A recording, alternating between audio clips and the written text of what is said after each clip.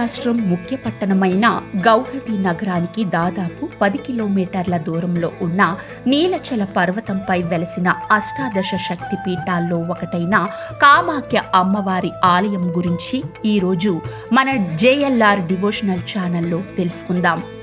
యుగములకు ముందు జరిగిన దేవతా కాలంలో దక్షుడు యజ్ఞం చేస్తూ సకల దేవతలు, కిన్నెర, కింపురుష ఇత్యాది వారినందరినీ పిలిచి స్వంత అల్లుడైన పరమశివుణ్ణి పిలవకపోవడం, ఆ యజ్ఞానికి పిలవకపోయినా దక్షుని కుమార్తె అయిన సతీదేవి రావడం, ఆమె ఎదురుగానే శివుణ్ణి నానా దుర్భాషలాడడం, తీవ్రంగా అవమానకరంగా మాట్లాడడంతో సతీదేవి ఆ యోగ యజ్ఞం నందే దూకి ప్రాణత్యాగం చేయడం జరుగుతోంది. దాంతో ఆగ్రహించిన పరమశివుడు ఆమె దేహాన్ని భుజంపై ఉంచుకొని లోకాలు కంపించేలా నాట్యం చేయడం, శివుని మహోగ్ర శివతాండవానికి అంతం పలకడానికి విష్ణువు తన సుదర్శన చక్రంతో సతీదేవి దేహాన్ని 18 ముక్కలు చేయడంతో అవి వేగంగా చెల్లాచెదురై భూమిపై పడతాయి. అలా ఒక్కో ప్రాంతంలో ఆమె దేహభాగాలు పడి 18 శక్తిపీఠాలుగా వెలిశాయి.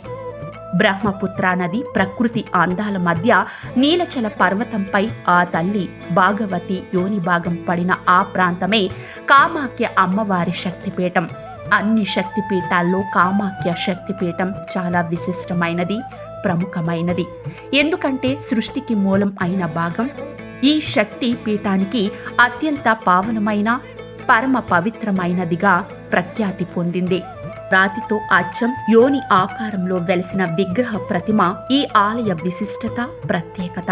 నిత్యం ఆ ప్రాంతం భాగం నుంచి నీరులా ద్రవం ఊరినా సంవత్సరానికి ఒకసారి 3 రోజుల పాటు ఆ భాగం నుంచి ఎరుపు రంగు ద్రవం ఊరి అక్కడ నీరంతా ఎర్రగా మారిపోతుంది.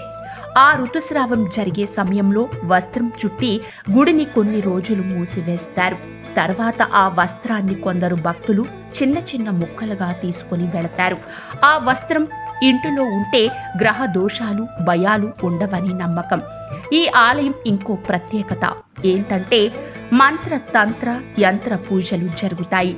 తాంత్రిక పూజల్లో మద్యం, మాంసం కూడా ఉంటాయి. జనని శక్తి స్వరూపం కావడం వల్ల జంతు బలులు కూడా నిర్వహిస్తారు. ఇక్కడ అమ్మవారిని భక్తి శ్రద్ధలతో మొక్కితే సంతాన యోగం కలుగుతుందని భక్తుల ప్రగాఢ నమ్మకం. అందుకే ఏటా ఎందరో సంతానం లేని వారు ఈ తల్లిని దర్శించి మొక్కుకుంటారు, సంతానవతులు అవుతారు. ఈ ఆలయ విశిష్టత ఇంకొకటి ఉంది. ఇక్కడ అన్ని దేవాలయాల్లా గోపురం, ధ్వజస్తంభం లాంటివి కాకుండా ఆలయ సమూహాలు చాలా ప్రత్యేకంగా ఉంటాయి. గుడిలో మిగతా విగ్రహాల రూపాలు అరుదుగా కనిపిస్తాయి. రూపాలు చిత్రంగా ఉంటాయి. ఆ తల్లి దర్శనం ఉదయం 8 గంటల నుంచి మధ్యాహ్నం 1 గంట వరకు, తిరిగి 2 గంటల నుంచి 4 గంటల వరకు ఉంటుంది. ప్రతి సంవత్సరం ఆషాఢ మాసంలో ఉత్సవాలు ఘనంగా నిర్వహిస్తారు.